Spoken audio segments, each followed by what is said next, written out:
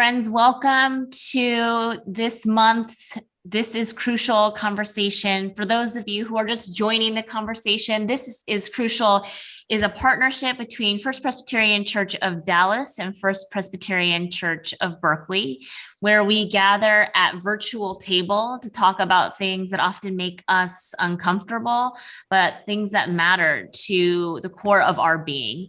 In this space, it's not about expertise or being right. It's about naming the hard and holy truths that so many of us confront every day with the hopes that it might draw us closer to healing justice and racial equity.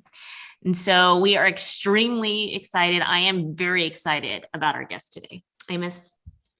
Dr. Christine Hong teaches at Columbia Theological Seminary in Atlanta, Georgia. She's a pastor, an educator, and an activist. She just published a new book, Decolonial Futures, that we will be referring to tonight in our conversation. Charlene's got her copy, Truth. It's a real book right here. Yes. So Christine, welcome. Glad you're here. Thank you for being with us tonight. Thank you for having me. This is so fun to be here and just to have a nice conversation with the both of you. I mean, it doesn't have to be nice, right? Like we can. It's just nice to be together. Yeah. Yeah. No, absolutely. Because if one thing is for certain, Christine, is that you name things clearly without any uncertainty, and you don't back off of the hard stuff. And I think especially within the church context, there is this very earnest and heartfelt desire to have unity and agreement, but we are confronting the reality that our experiences are not united or in agreement, right? And so then everything kind of just explodes in our faces. And so one of the ways that I know, and I won't speak for Amos, that I know that we're experiencing it is around language, even words. The second you say a phrase, either people immediately kind of tune out or get triggered or offended, or we're using different definitions. And so, I mean, the title of your book is Decolonial Futures. And so you use a word that I remember hearing about a lot in history classes, but now it's become a part of just everyday conversation around the effort towards racial equality and anti-racism. And so we're talking about empire, colonialism, decolonization, things like white supremacy. And so I don't even know where to start, but I'm hoping you might be able to help us unpack some of that language. Yeah. And I think unpacking the language is really important because you're right. We don't come from the same place or experience when we're talking about certain phrases. So it is Indigenous Peoples Heritage Month this month here in the United States. And I want to start by saying that how Native and Indigenous people define decolonization means land back. It means the return of land, Native and Indigenous land, back to Native and Indigenous people. And I hear a lot of progressive Christians, including people in my seminary, including just people across the PCUSA, talking a lot about we have to decolonize this and decolonize that. But if we don't mean land back, if that's not the end result of this process of decolonizing one's mind, undoing those systems that are supremacist ideologies, undoing binaries in our thinking, good, bad, white, black, right? Undoing all of that in our minds, in our practice, if that doesn't become eventually the return of land, that's not decolonization. Mm-hmm. So I called the book Decolonial Futures because in speaking to Indigenous scholars, I realized that for many Christians, like this is not where we are wanting to end up. There isn't a desire, even in our churches that are fighting for social justice, to return things back, right? And to sort of say, we're going to end at a deficit, because we have to make things right ultimately. And part of that is also reparations, right, to Black folks in the United States. So reparations on the terms of Black people, right, not on the terms of the institution that is holding that money, right? So a lot of times for me, that means like no strings attached. Like so decolonialism and being a decolonized people or a decolonized church is a process of undoing a lot of these things that have been unjust across our history. But we have to think about like, where are we going with this? It can't just be the decolonizing of your language. One of the most insidious things that I have realized about the language of coloniality and decoloniality and empire and all of that is that it's easy for people to learn the language. Institutions can learn the language and fit that language into any new policy that they create, but they can decide not to actually practice what those words mean, right? They can write statements, but they won't actually embody it. And so language is the tip of the iceberg. Learning the language and what it means to the most minoritized people is the most important thing. We cannot redefine what decolonialism means for Indigenous people. Like that just means land back. And I'd say the bottom line, colonialism and empire really is about the exploitation of people, the erasure of people, not only people, but the extraction of resources, the extraction of an economy, the erasure of particular languages and histories. And Charlene, you and I, Korean people, our people lived through multiple occupations, most recently the Japanese occupation. And the folks in my family that were alive for that, you know, they wrote Japanese better than they wrote Korean because the entire school system changed. The primary language in the schools taught was Japanese to Korean people. And my mom just told me that like when her parents were trying to discuss something in private in front of the kids, they would switch to Japanese. Wow. So this is just, even my mom's generation remembers the effect, right, of colonialism in just the daily rhythms of the household. And that's what colonialism is. You know, that's what empire is. It's not something that's out there. It's internal to everything that we do, everything, how we behave, how we interact in family systems, how we interact in institutions, how we preach, how we see and choose to not see people, or even see and not see ourselves. And the extreme part of that is it includes the genocide and the attempted genocide of people, right? The domination of people, the subjugation of people. And institutional life is rife with colonialism and colonial behavior and empire-related behavior. And I'll say that I'll say that I agree that for a lot of people, language like white supremacy and colonialism and decolonialism is triggering. And it's because we have certain extreme examples in our mind when we hear that word that we don't attribute to ourselves. So when I'm teaching white supremacy, especially to white students, and I say, hey, what do you think of when I say white supremacy? The first example out of anyone's mouth is always the KKK. Right? Yeah. Cross burning, things like that. And, you know, it's whatever is the most distant. And it's because a lot of times we conflate things like white supremacy with white people, right? White peoples are, along with a lot of other people, are stuck in behaviors of white supremacy, can internalize ideologies of white supremacy. But I want to say that just because we're talking about white supremacy doesn't mean we're throwing all the white people away. That's not what we're talking about. We're talking about decolonialization, right? We're talking about working together towards futures that include the return of land, that include thinking outside the binary, that include justice-oriented futures for everybody.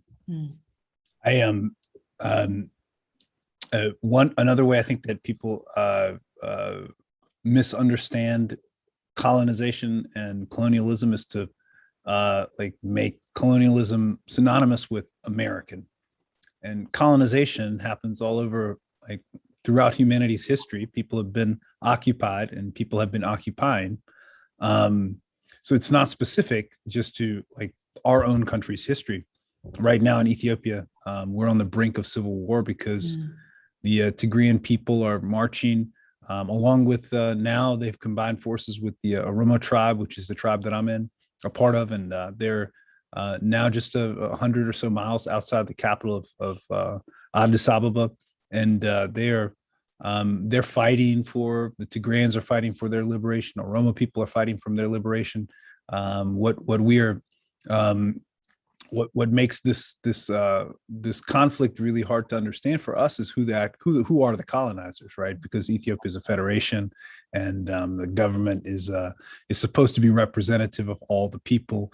And it's very difficult, like, to name the tribe or the people or identify exactly which group is the occupier at this point. And so that conflict is messy in ways that I think complicate our understanding even of colonization and colonialism. But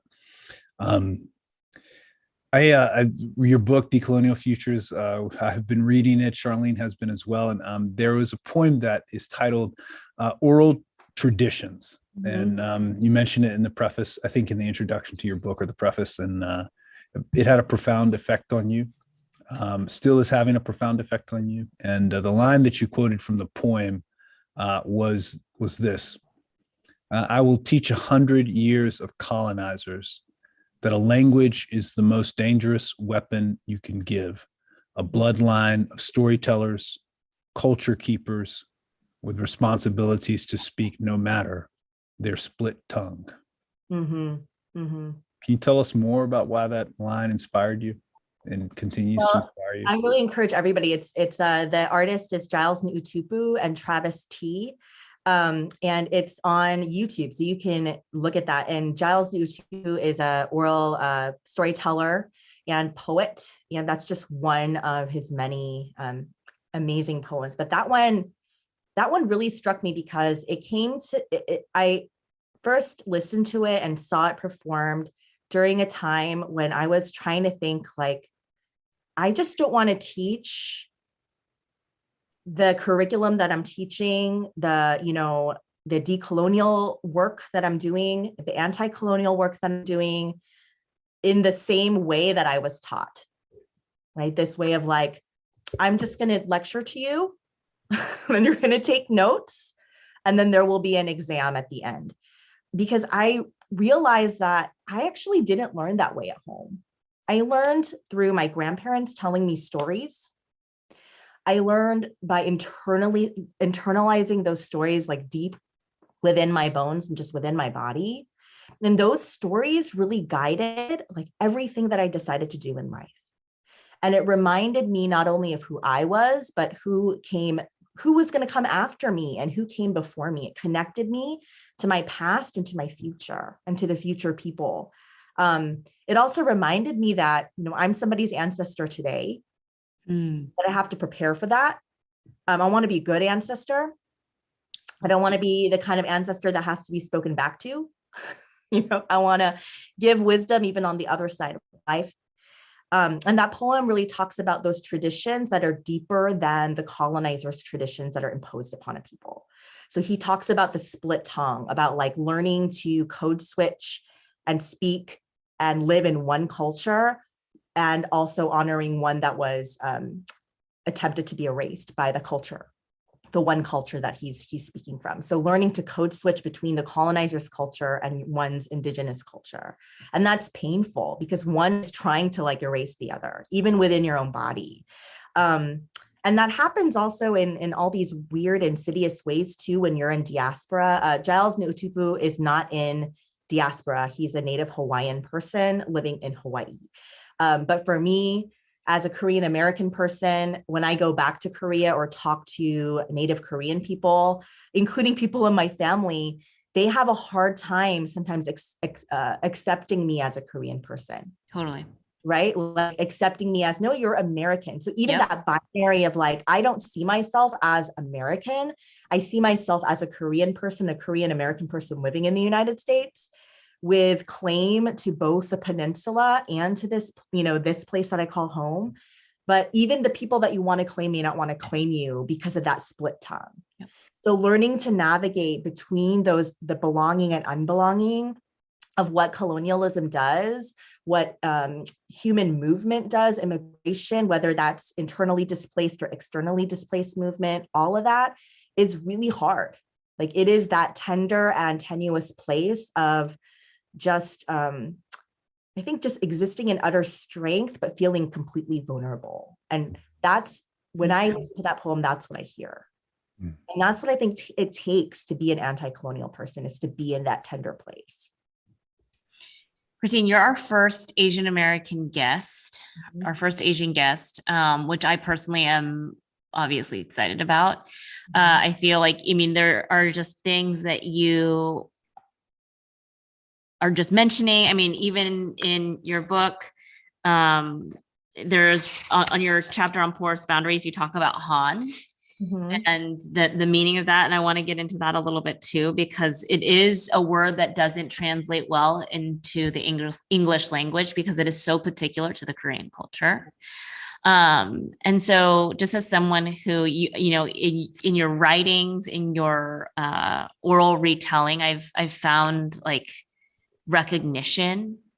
And so I want to thank you for that and providing that for me. When I'm curious for you and your own memory, when did you, how early was it for you that you started being aware of the presence of a colonial existence, that you were living a life that you inherited as a result Mhm. of colonization? Does that Oh make my God. sense? Yes, over and over again.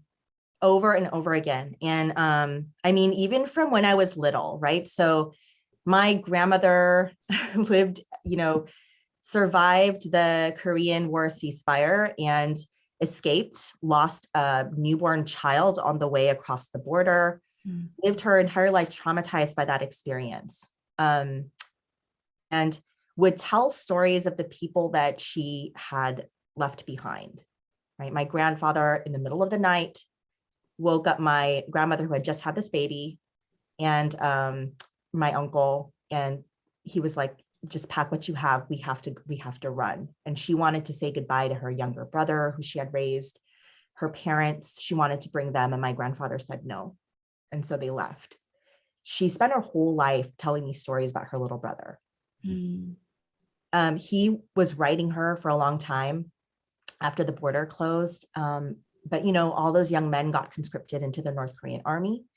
And so at some point those letters stopped. So every time I'd visit my grandmother or talk to her, like I would hear these stories of these people in my family that I had never met, but were specters in the room, like they were very clearly present with us. And so just growing up, and those were my bedtime stories. It wasn't like, you know, Grimm's fairy tales. Right. The stories I heard were these trauma stories. And this is like, she would tell me these trauma stories, both sides of my family. And they would both do this. And I realize now that this is what happens to people when they go through war, is like what I hear as a trauma story, they hear as like, this just happened in my life and I wanted to tell you about it. Right. You know? It's not, it's an everyday thing. And so she would just tell me these stories before bed. It'd be like, tell me about your life. And she'd tell me this horrific story. And then she'd turn the lights off and say, good night. And just walk out. Yeah. And I'd just be lying there going, oh my God. Yeah. Oh my God. Right. So all of this, so that's one story. I asked my parents at one point when I was an adolescent, like, how did we immigrate to the US? And she said, oh, it's because your grandmother came first. How did grandma come here? How did she get a green card? And she said, well, she took an adopted Korean baby that was adopted to the United States. And back then, just sat it on your lap, the child on your lap, and you would just travel to the US. And the agency would meet you at the airport and you'd hand the child over. And then you would get to stay, right? Or a lot of women would maybe overstay and then just stay. So my grandmother got her green card that way and then was able to send for my dad and my mom. And that's how they came to the United States. So I just kind of, you know, I was like, okay, cool. It wasn't until later in seminary when I did some more research on Korean adoptees that I realized that there's a whole documentary on this, by the way, that is very good. And I'll try to remember the name, but there was a whole industry of adopting Korean babies out to other countries, particularly the United States. And that's how a lot of the wealth was made to restart the economy. These children, a lot of them were not orphans. A lot of Korean families after the war had lots of children. They couldn't take care of or feed everybody. And so we're connected to these social organizations, a lot of them run by churches, and Western agencies, and would make the children, or like would, bring their children for care. And the promise was, once we settle in the southern part of the peninsula, once we figure out what to do with our livelihood, we're going to come back for our child. There were a lot of parents who came back for their children and their children were gone. So I learned this. So like I spent a lot of time before with my grandmother trying to figure out like who this child was. And like, I think about that child like all the time, right? Who is probably a grandmother now. Think about this, all I know that it was a girl. So I think about her all the time. I think about who she was. I think about whether or not she was able to reunite with a family, whether she was really an orphan, probably not. And that it was like literally this transactional exchange in order for my family to be here. And it's like devastating. And that's what colonialism does, right? That's what empire does, is that like no one is untainted by it. Mm. It permeates everything in everyone's story in some way. So that's why I think like, this is why I say this isn't just about throwing away white people or, it's about, we all need to figure out what our complicity in the story of colonialism is, our complicity in supremacist behavior is, whether it's white supremacist behavior or Christian supremacist behavior, whatever that is, figure that out. And like my colleague Marcia Riggs says, like learn to mitigate that impact. So for me, it's like learning over and over again about, all of these trauma stories and thinking about my work as mitigating the cost and the impact that me just being here made on someone else's life, some other child's life that was born before me. And my grandmother, who has dementia now, has had dementia for about 20 years, like I can't recover those stories anymore. I can't recover any more than I've already recovered information about this baby. But she, like what I remember is her telling me she packed her bag, she showed up at the orphanage, and they handed her this child. They drove her to the airport. That's the story. She had one bag with the child's belongings. I joke around with them. Some of my other immigrant friends, Charlene being one of them, about how it's so hard to get information and stories out of our parents, right? And about like first generation immigrants in Africa. My African friends, we joke around about it and say, oh, that's just an African thing, right? So African parents are so reticent to just tell exactly what happened. They talk about it in like generalities, and there's all this like details left out. I've always thought about it as just like a cultural, like a tick, a feature of just immigrants, or in my case, Africans. But what I hear you saying is that it's like it's indicative of trauma, right? Mm-hmm.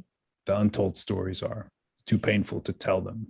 And so yeah. And I think they get passed down.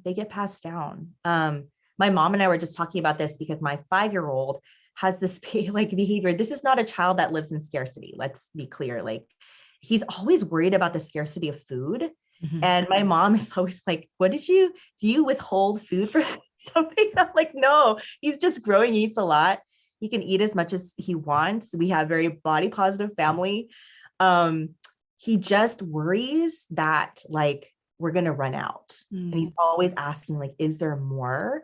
And if there isn't more for some reason of one thing, like he'll give his sister more and be like, I'm not hungry. Like he has this very self-sacrificial / like being concerned that things are going to run out. So I really don't know where he got this. And I was talking about it with my mother, and she just looked at me and she's like, some of these things are just like tagunawa is what she said in Korean, which is like you ride it out, like it comes out with you in the womb. Like you exit the womb carrying these things. Wow. So she said, you also were like that. And she said, I intentionally didn't do any of that formation with you around scarcity, because I grew up with so much scarcity. Yeah. If we had scarcity, I didn't want to, like Amos, like you're telling, I don't want to share the scarcity with you, or the burden of the scarcity. I didn't want you to carry that, but for some reason you internalized it. And she's like, and your son is too. She's like, there are some things that are so painful that if you don't release that han while you're alive, like the next generation, like tagunawa, they're going to come out with it, bearing it. And that's what han is. It's epigenetic.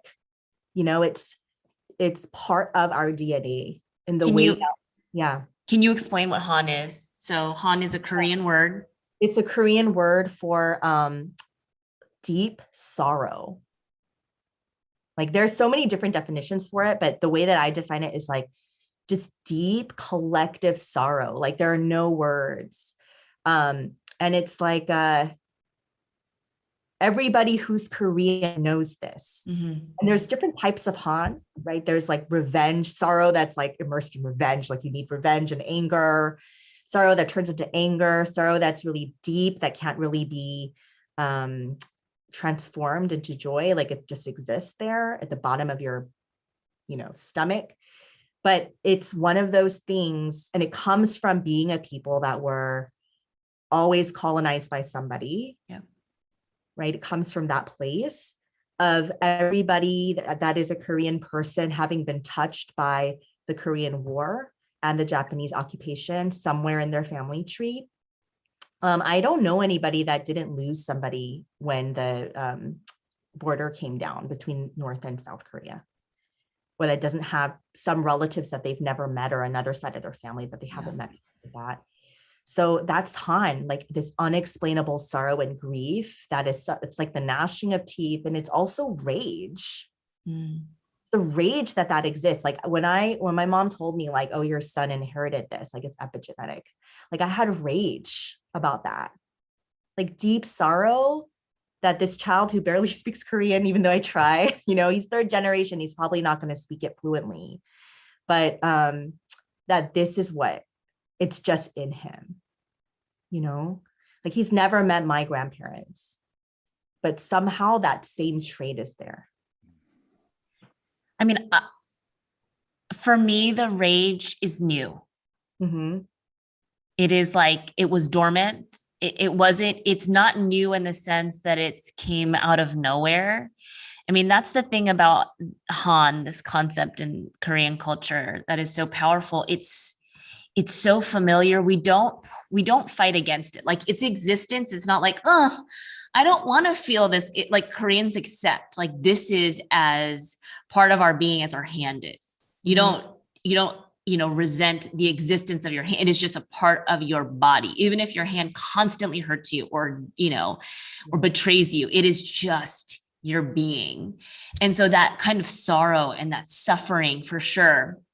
But the rage piece of it, that was like, I mean, it has been there in part always, but there has been new, I don't know how else to put this, space for it or permission for it in ways that like literally I even preached about this when I preached a sermon on anger, that anger was not something that I felt like I was allowed.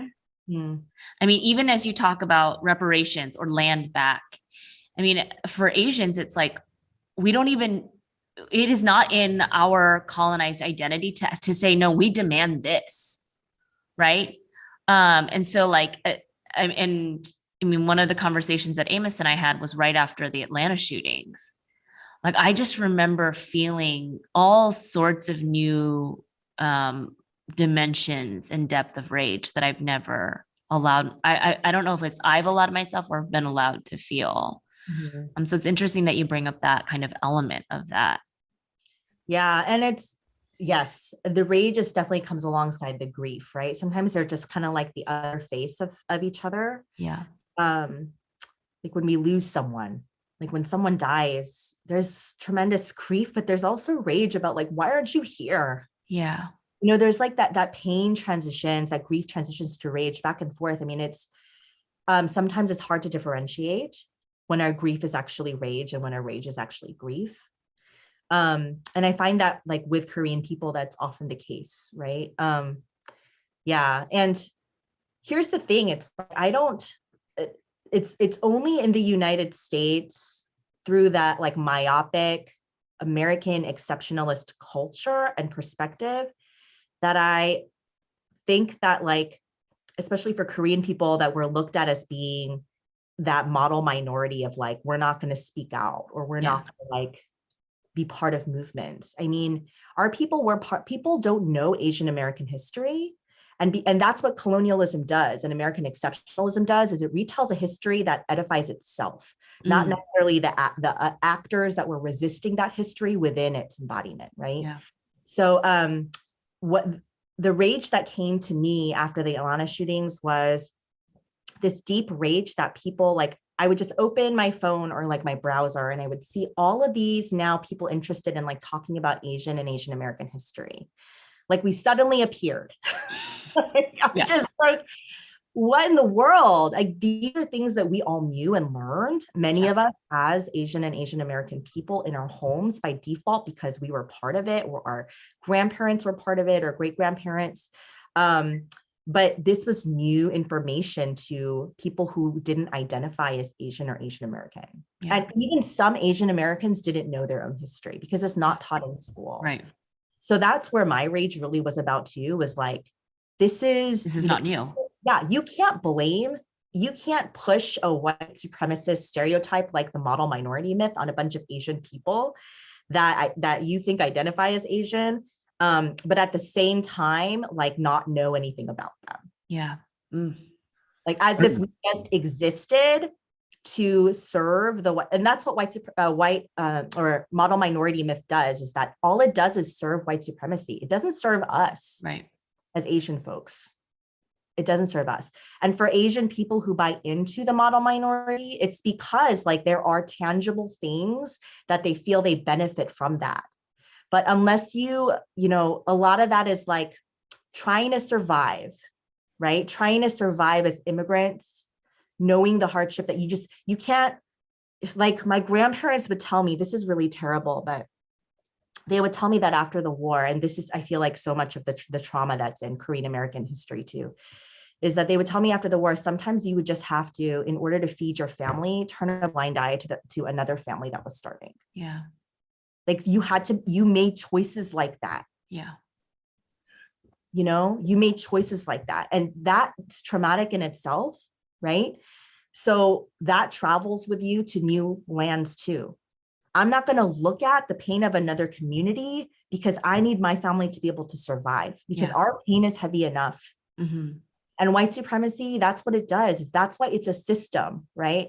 It's a system and structure that divides people of color against each other and pits them against each other. And the question I always ask is like, who benefits from that conflict? Right. It's never the actors of the conflict. Right. The person who benefits or the system that benefits is the one that's in control. So can I ask a practical question?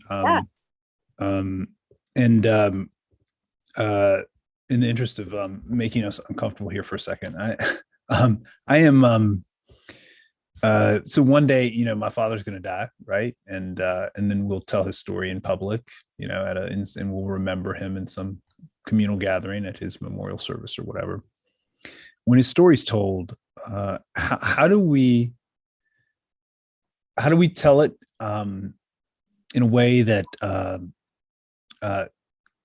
doesn't restrict his narrative to that of a traumatized, grieving, colonized man that was put upon by white supremacy? Yeah. Yes. Thank you for asking that. Because that in itself, that narrative that gets laid over all of us that are pushing back against white supremacy often is like, or people, you know, especially BIPOC people, right? That is the narrative that too many of us have internalized as our story. And I think pushing back on that is like, I'm actually writing about this right now because it's just become really important to me. I think we need to tell the stories of how they refused to be identified in that way and what they did with that energy that came from that refusal to create joy. in their lives. So the word that I hear thrown around a lot in decolonial, anti-colonial work is like resistance. It's been like a big word the last, I want to say like 10 years, but more than that, but especially like in this recent talk in theological education is how do we resist this? How do we resist that? I'm really sick of resistance because all that does is like focus all my energy in trying to like just survive and push back and teach towards people and powers that don't actually want to transform, but are looking to me to force them to change without discomforting them too much. I've realized like resistance is super limited. And one of the ways that I've learned to like take my power back is just to refuse, to say, I'm just not going to help you. I'm just not going to use my life or my energy or my voice to convince you that lives that don't look like you matter, right? That Black lives matter, that Asian people shouldn't be spit on in the street, like that, immigrants, asylum seekers should be able to come safely across the border. Like, I'm not going to spend my energy trying to convince you that that's right. I'm going to spend my energy just refusing that job and doing something for my community, for my family, the people that I'm accountable to, that's going to create joy, because that's power. Joy is power. Right. So I'd say Amos, like, tell stories of like the deep joy of your father. Like, what are the things that gave him that joy? What are the ways that he refused to play into that narrative of like being a trauma-stricken person and instead lived fully? That white supremacy will never understand that because it can't create it. White supremacy cannot create real joy or create anything because it has to take in order to say it created something. It has to steal. It also says it creates joy, but it creates joy in the back of other people's pain. And that's not real joy. So like, celebrate that life. Like, I really believe that we don't have to tell those trauma stories. And I get really upset when I know organizations or institutions ask me to talk about particular pain, whether from my own life or from like the lives of Korean Americans, but I know deep down that that story is never going to actually transform that institution. It's trauma porn. Oof. It's never going to change them. And all that happens to me at the end is I feel depleted and sad. And I deserve joy. So that for me has meant refusing those narratives, like refusing to even participate in shaping that narrative or identity of like, these are just traumatized people and we have to like take care of them. Which is right. Which is the choice I think, my parents made, is to refuse to share those narratives just because they felt as if they were worthy of joy themselves, right? Yeah. And also because that didn't define them completely, totally, wholly, right? I think this is for us here, this is right where we are right now. It's one of the things I'm really thinking about is how do we welcome the reign of God, which will be decolonized, right? In a way that doesn't just make us so angry, right, and mad along the way, and sad, and also in a way that invites all of God's people to participate in that inbreaking, and doesn't just create another either or framework, where everything that is connected to white supremacy, like anything that's like about white culture, right, whether it's the people or anything related to it, is bad in its totality, and everything that's not is good. Which that's even in the ways in which we talk about it in the Christian church, it feels as if that binary, like we're creating that binary framework in the ways in which we're talking about it. Yeah. Say more on that. Yes. What's the binary that we're perpetuating? White is good, white is bad, black is good. White is bad, minoritized people are good. which Mhm. ignores the fact that minoritized people have participated in colonization themselves, Yeah. right? And actually have agency and power in ways to actually mitigate the effects of colonization to a degree that they haven't in forever, at least in this country, and are choosing, myself included at times, to not participate in the mitigation of that suffering. Yeah. Right? Yeah. Can we talk about the mitigate? I want to talk about what Marcia Riggs said, right? She was the one who was talking about the mitigating of that experience. And this even goes back to, Christine, what you were saying about how your refusal, because your trauma story isn't going to transform the institution, it's trauma porn. Mhm. So where is the potential for transformation? You wouldn't have written this book unless you thought there was hope, Yeah. right? For a decolonized future. Mhm, mhm, So what does that mitigation look like? mhm. Um, Yeah. I think it's understanding what your role is in the struggle towards the decolonial future. Like everyone's role is not the same. Our roles are distinctly different depending on how our complicities are embodied, depending on the ways in which we've been oppressed by certain systems, but also oppressors in other systems, or bystanders, in other systems. So it's really taking a good and honest look at your own life, the own lenses put upon you by white supremacy, and looking at the lenses that you look at other people at through white supremacy. So we all have, we look at each other through that lens. It's really hard to take it off. Like even when you're a BIPOC person, you look at other people through that lens. totally. Right? So it's hard to acknowledge that and see that. It's in becoming aware that you're using those lenses and they come from very specific experiences and teachings and people that we're able to say, enough, let's do something different. If people don't come to an understanding of like the way that they've been formed, how are they supposed, if they don't know their malformation, how are they supposed to form positively toward anything? Right? Like understand what your malformations are. And it's never too late to engage in the reformation, right, of your person, because that's important and crucial to the mitigation of coloniality in the whole world, right? Not just in your life or in the life of your community. Like it's going to take everybody. So I think for sure, one of the ways that I look at this is that it's never going to be the one church leading the way. The one did not. I know we like to think as Presbyterians like we're leading the way, but we have to stop thinking that way, right? It's not just going to be us. We all have to kind of be in it together. And in some ways, we have to slow down to let people come alongside. We all have different roles. Some people, for me as a teacher, I really see my role as like not only envisioning the possible future of a decolonial future, and like working myself out of a job, right? But also to, as a teacher, slow down and make sure people can come along, that we're not leaving people behind. Some people I just want to leave behind, I'll be honest. But, that's not, as a teacher, you want to bring your whole class, right? You want to bring everybody along. And then there are other roles for that too. Some of my students are white students that are going to go back to white-centered communities with affluence.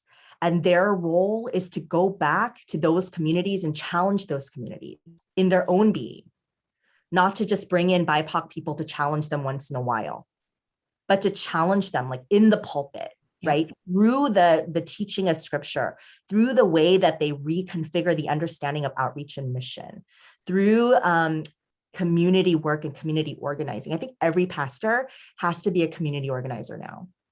Yep. You can't ignore that. Like that is the work of the faithful, right? You have to do that. So I'm training my students to do that. Like I'm teaching them to do that. Like this is not the work of, just this one organization. Like you have to be there and have your presence be known. You have to go to the polls too. Yeah. Be a poll chaplain, like be visible in this work. Don't just stand behind the pulpit. Because how often do people remember what we preach week to week? Everybody remembers. Everybody remembers your service. Yeah. But it's like they're going to remember if you showed up in the place right, that matter to them outside of the church. Like, this is our work. So all of our roles are different. I'm not going to send I'm not going to tell my queer students to go to spaces that are not affirming of them to prove that they have a right to exist. That's not their role.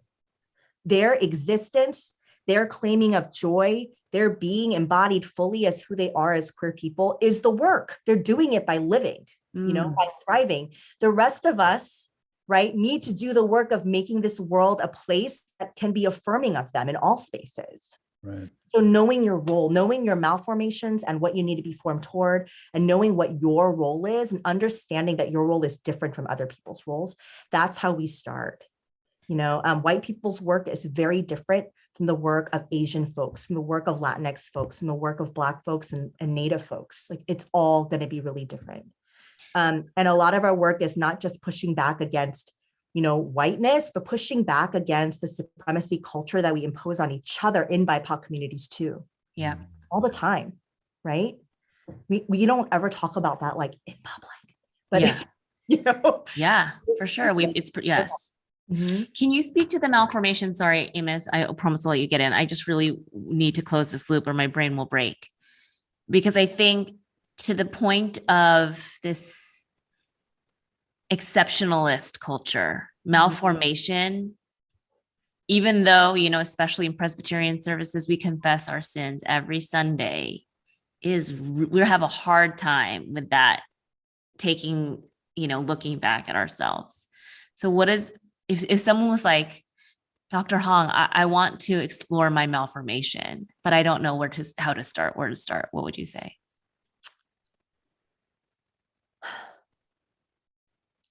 I'd say, what are the beliefs that you hold so dear, like the values of your theology, right? That you hold so dear to you that are explicitly bringing pain to a neighbor.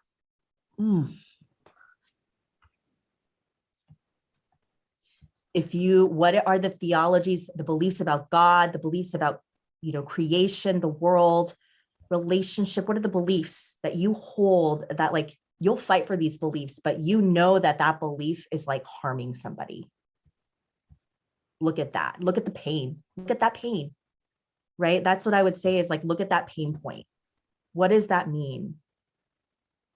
That you would hold, like, that it is more important to hold that belief and whatever experience you have around that one belief than look at the pain you're causing somebody else.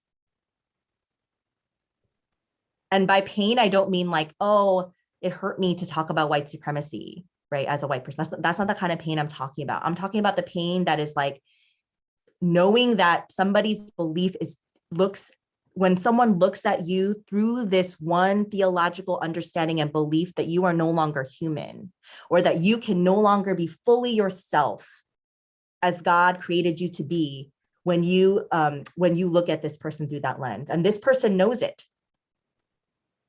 Right? It's that violence of like dehumanization.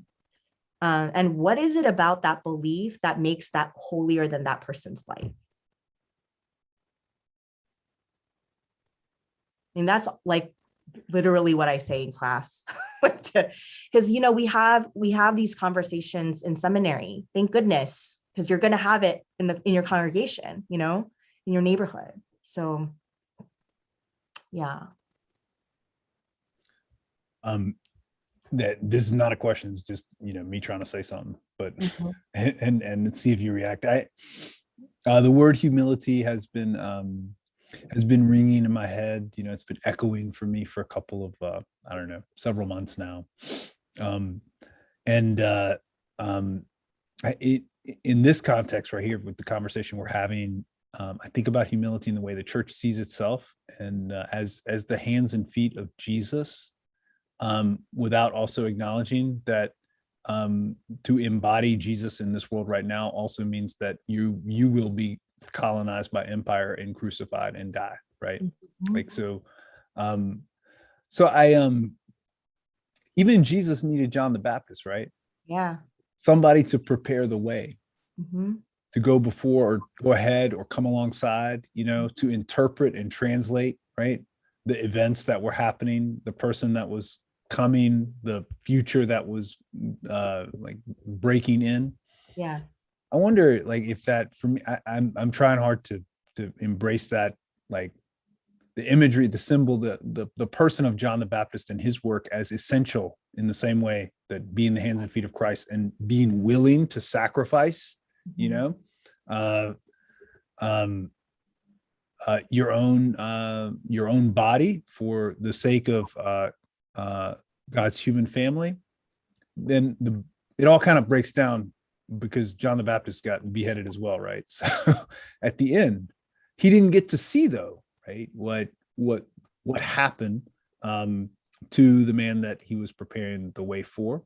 And I think that's it's humbling to acknowledge, right, that we're probably not going to see the full mitigation of suffering because of colonization. Yeah.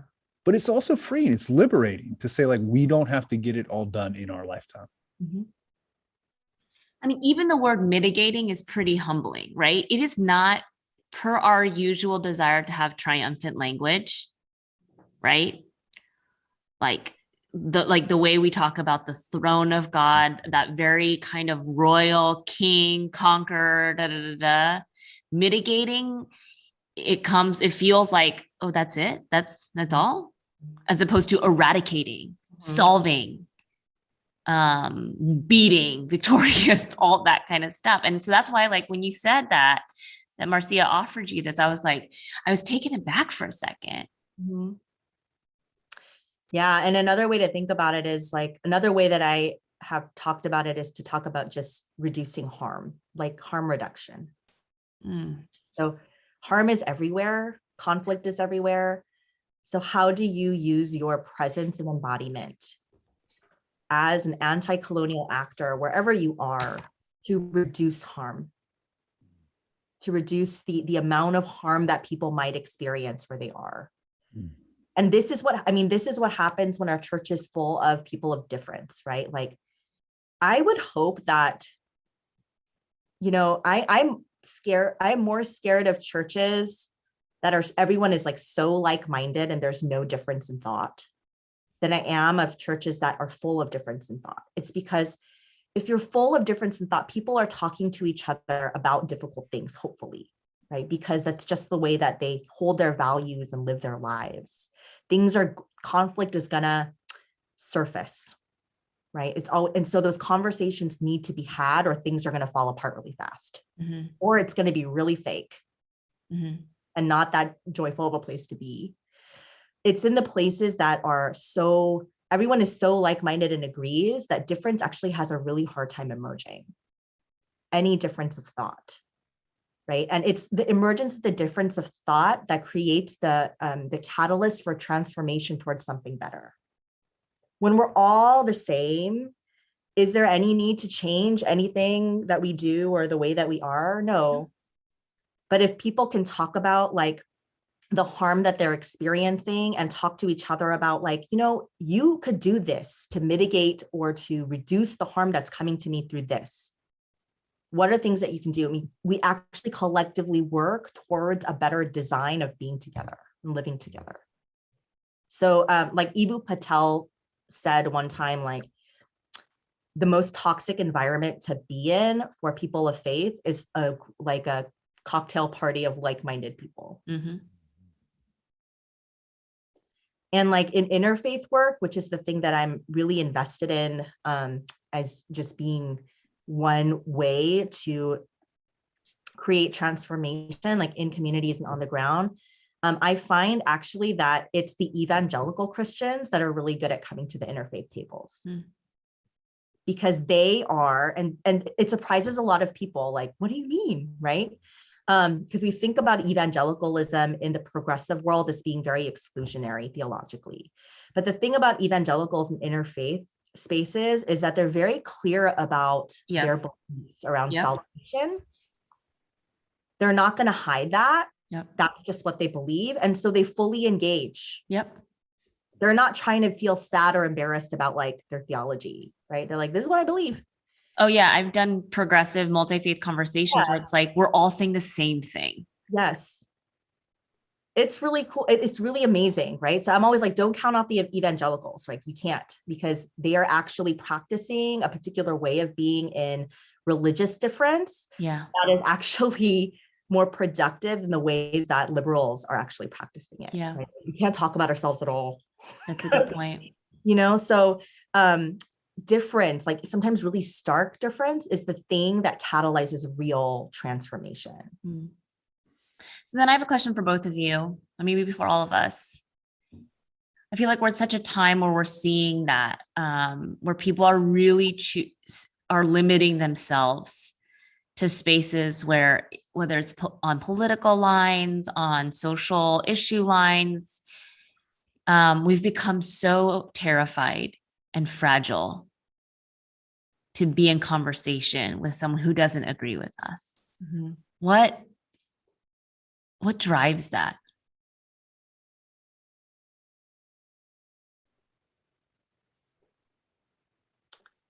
I think it's the fear. It's honestly just the human fear of being diminished.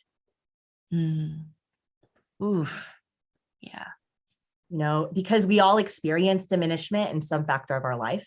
We've experienced it, whether racially, through human sexuality or gender, whatever that might be across culture. We all know what that feels like.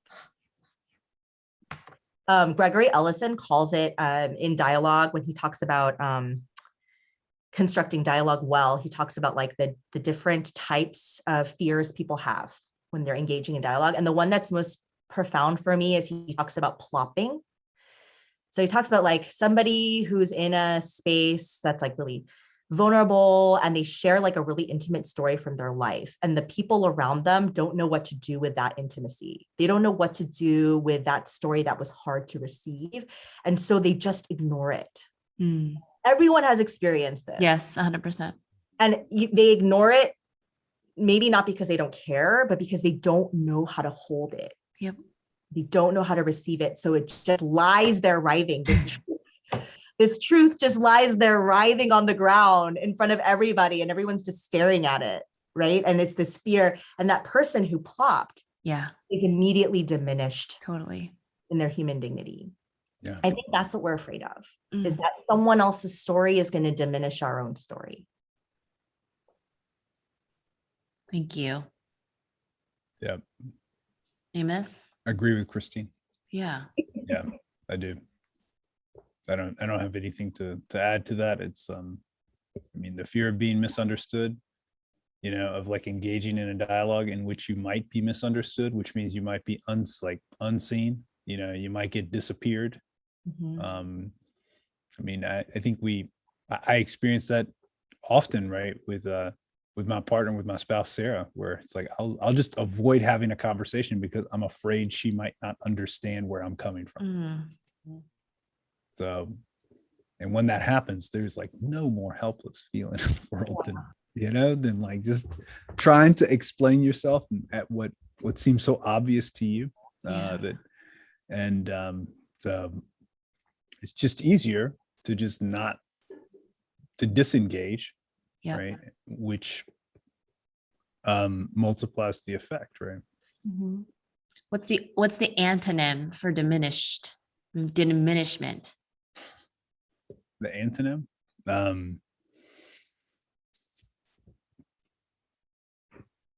I just had it. It's not the antonym, but the word that came to mind was resurrection. Yeah. Right? Like the full, like I think about that, like bringing back to life, like giving energy to the person that told that truth, the hard truth. Yep. Resuscitation, right? Yeah. It's like holding, and that's what happens like when good dialogue happens across difference and someone tells us something painful, and the other people are able to, regardless of what they believe, hold that space for that person and hold that story, receive it with care and compassion and empathy, and speak back to that person. You're not going to speak back to them any answer to the hardship, right? What you're speaking back to them is the resuscitation of that person's life, like the resurrection of that person's like being, like you are you are human and you are, worthy of love and you are worthy of being seen and worthy of joy. Like we see you. We don't have the answer to the pain that's lying there on the floor right now. Yeah. But you can be here. Yeah. Okay. So then this is my closing question for us. Where are you witnessing or experiencing resuscitation, resurrection? Think honestly, right now, it's in understanding like the holy practice of refusal. Yeah. Like I'm talking a lot about it, I'm writing a lot about it. And it's not because I don't want things to change, right? It's not, the refusal doesn't come from like, I'm just not going to do it because I don't like it. Like that's not it comes from this thing where it's like, I'm not going to hold your hand through this anymore because I know you can do it. Yeah. I know there are people in this community that have the tools and resources and have been lifelong learners of this issue that can do it and need to step up and step in to those spaces and do it. And I will celebrate you doing that. Yep. And it literally hurts me like physically to watch people not step in because they're waiting for somebody, like a person of color or somebody to like step in and lead them and just to agree with that person. But listen, like sometimes our greatest acts as teachers, as pastors, is to refuse to do the job on our own or by ourselves. Yeah. Is to say, I know you can do it. I know you know how to do this. I know it hurts, but so I will refuse so that you can step in. How's that going for you, Christine? Like it's interesting. I think like it's always met with a lot of anger, right? And it's also built on this idea of opacity, which is like withholding stories, including trauma stories, Amos, because I know that story isn't going to actually edify me or my people. It's only going to be weaponized or utilized against me. So a lot of times it's with anger. A lot of times it's with assumption that like, you don't care anymore, right? Like, oh, she's so checked out or she doesn't care. And I'm like, no, this is my caring for you. Yeah. And I don't, and part of that is letting go of like needing to please everybody. Yep. That's really hard, right? So needing to like make everybody happy. Letting go of that comes hand in hand with being able to honor refusal as a teaching tactic towards justice. Yeah. And I'm not talking about like white people who need to step up, refusing to, that's not the same kind of refusal. I'm talking about Black and Indigenous and Asian and Latinx people refusing to be, the ones that get practiced on, right? And then also the ones leading when the intention is just for them to fail. Yeah. And the optics are, hey, we tried as an institution because you are working for the institution. So that means we tried. I'm like, that's not the same thing. Yep. So refusal, when you start doing that, people get mad. People assume that you don't care anymore. People get upset because you're not striving to please them anymore or the institution anymore.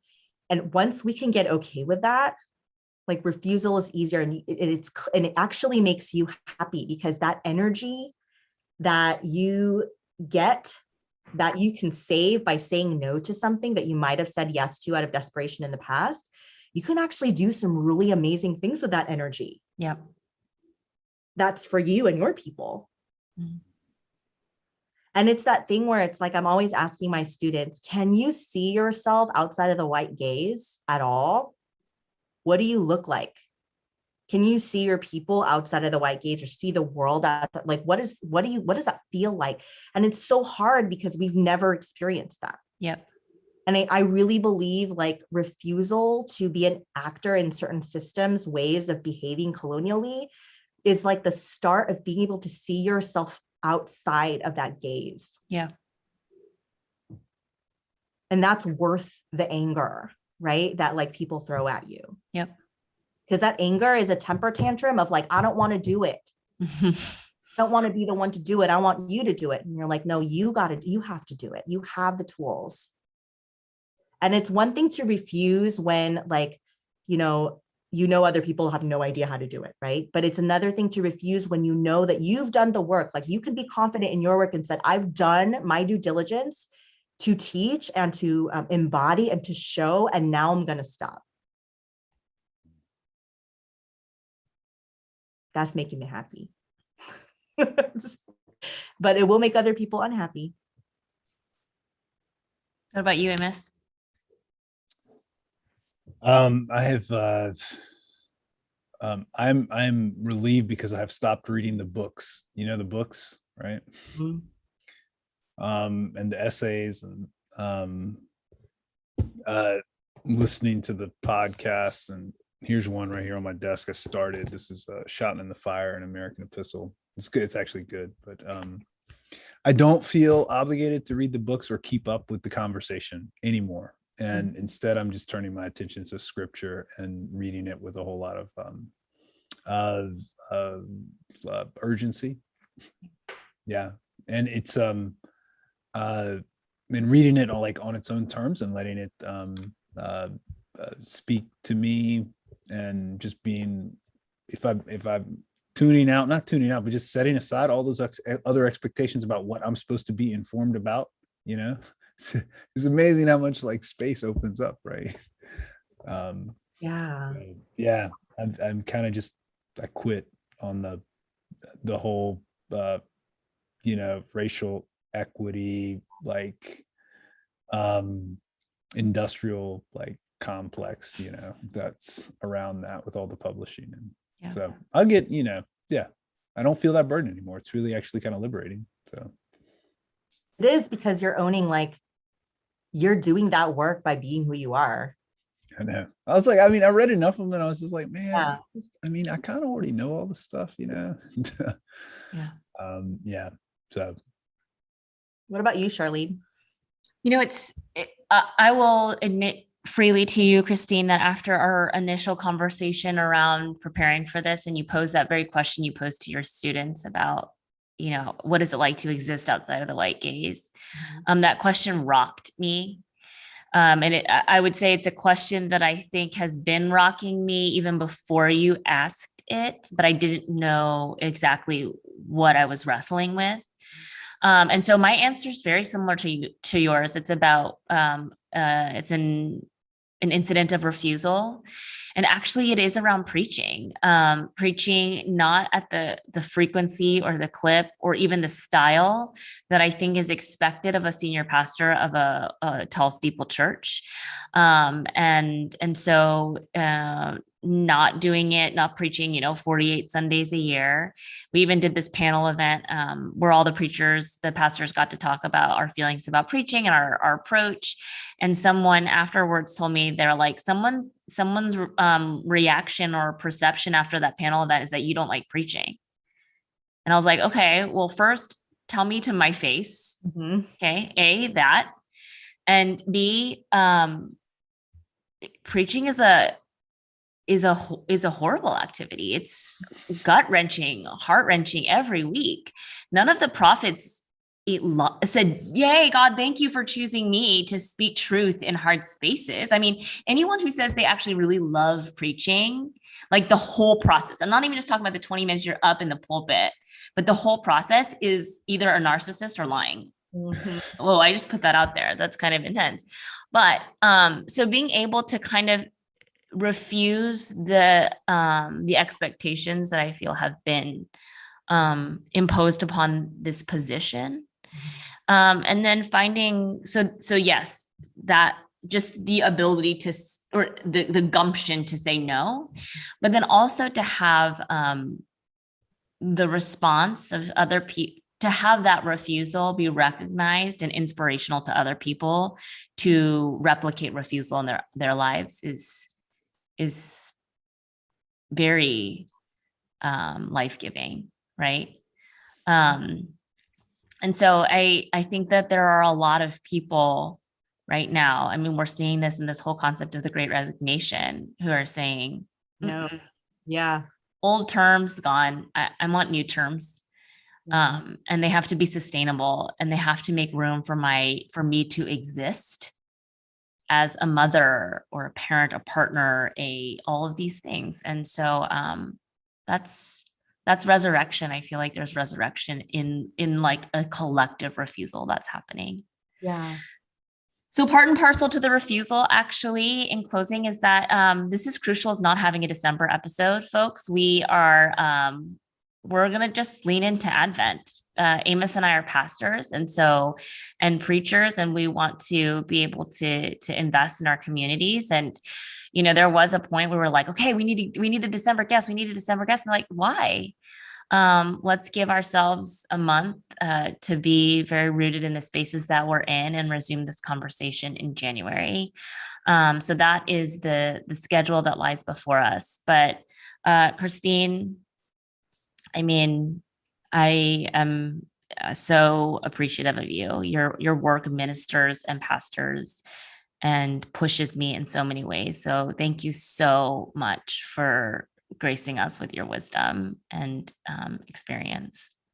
Thanks for, allowing me to be in this space with you. And, I admire you both so much. So I love that we got to reconvene in this other chapter of our lives. Yeah, Oh, absolutely. Absolutely. All right, folks, thank you for tuning in with us today. We will see you all in January. A special shout out to our discussion leaders and discussion members in our This Is Crucial groups. Keep the conversation going and keep on, talking about the things that are not easy, but hard, and that will push us to the transformation that Christine was talking about. Amos, anything else? Nope. Thank you, Charlene. Bye, All right, Christine. thanks, friends.